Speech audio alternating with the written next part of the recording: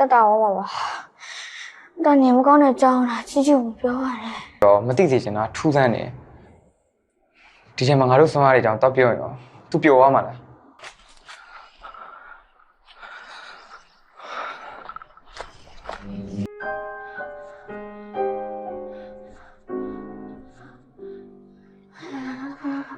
The silent village air hangs heavy with a stifling, unnatural heat as the shadows stretch long and jagged across Grandma Kyi's courtyard. Inside the wooden house, the atmosphere is suffocatingly tense, a stark contrast to the quiet rural landscape outside. Ngal Lay lies on a thin mattress in the corner, his small frame trembling with fever, his breath coming in shallow, wheezing gasps that seem to echo the rising dread of his siblings. Tharki sits on the edge of the bed, his knuckles white as he grips his knees, torn violently between the fierce instinct to protect his younger brother and the terrifying realization that they are completely out of their depth. The stolen necklaces have left a lingering psychological void, a feeling of naked vulnerability that makes every creak of the floorboards sound like an encroaching demon. Mankuu paces by the window, her sharp eyes scanning the darkening tree line where the forest meets the village edge, her mind racing as she reconstructs the horrifying puzzle. She recalls the blank, glassy stares of her brothers after the art teacher's visit and matching it with the chilling telepathic residue she picked up from Phyo. The pieces of the puzzle are fitting together into a picture so terrifying that it paralyzes her tongue. Grandma Kyi enters the room, her stern face etched with a rare look of profound underlying terror, rather than her usual rigid discipline. She checks Ngal Lay's forehead with a trembling hand, her voice dropping to a low, commanding whisper as she orders Tharki to lock every single window and bar the main entrance with heavy timber.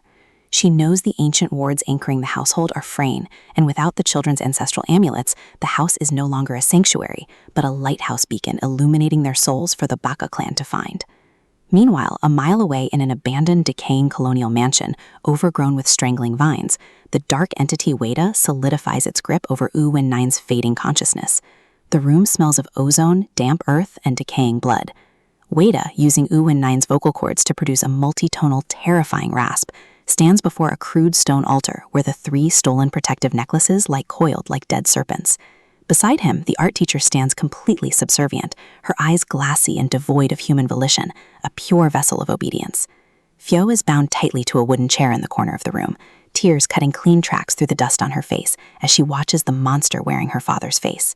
The internal battle within U Win Naing's body manifests in violent localized muscle spasms. His left hand suddenly claws at his own throat, trying desperately to choke out the entity, forcing a choked, desperate plea of, "Phyo, run!" from his lips, before Weda ruthlessly suppresses the human soul with a wave of agonizing dark energy.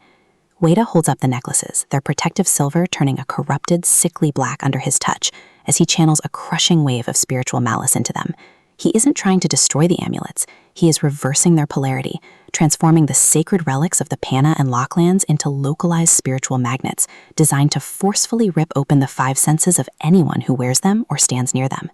He turns his gaze toward the art teacher, commanding her to take the corrupted relics back to Grandma Kyi's house and plant them beneath the floorboards directly under Ngal Lay's bed, a tactical maneuver meant to accelerate the child's spiritual collapse and force the final keys to manifest. Back at the house, the boundary between reality and nightmare completely dissolves as the clock strikes midnight. Ngal Lay's favor reaches a dangerous crescendo, his eyes snapping open to reveal nothing but pure milk-white sclera as he sits bolt upright in bed. Tharki rushes forward to hold him, but the child's body is burning with an unnatural spiritual heat that blisters Tharki's palms upon contact.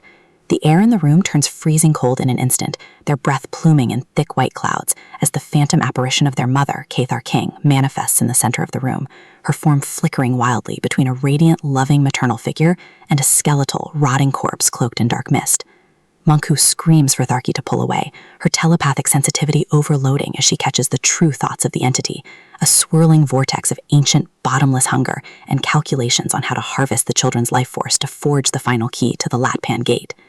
The false mother smiles, an artificial, skin-crawling expression, and stretches out her arms toward Ngal Lay, whispering sweet, hypnotic promises of an eternal family reunion, free of pain and illness. Ngal Lay, completely mesmerized and stripped of his cognitive defenses by the fever, begins to crawl toward her, his tiny hands reaching out for the illusion. Tharki, ignoring the agonizing burns on his skin, throws himself between his brother and the apparition, yelling at the entity to get away from his family, his raw protective instinct triggering a sudden, uncontrolled burst of latent Lockland energy that manifests as a blinding flash of silver light, temporarily blasting the apparition backward into the wall. The shockwave of Tharki's accidental spiritual outburst shatters every window pane in the house, throwing the entire structure into pitch darkness as the ambient electrical lights burn out. Grandma Kyi bursts into the room, holding an old, dust-covered iron chest covered in faded Paniclan script, her eyes wide with the realization that the final battle has found them much sooner than she ever anticipated. Before she can open the chest to deploy her emergency talismans, a violent, rhythmic pounding begins on the reinforced wooden front door down the hall.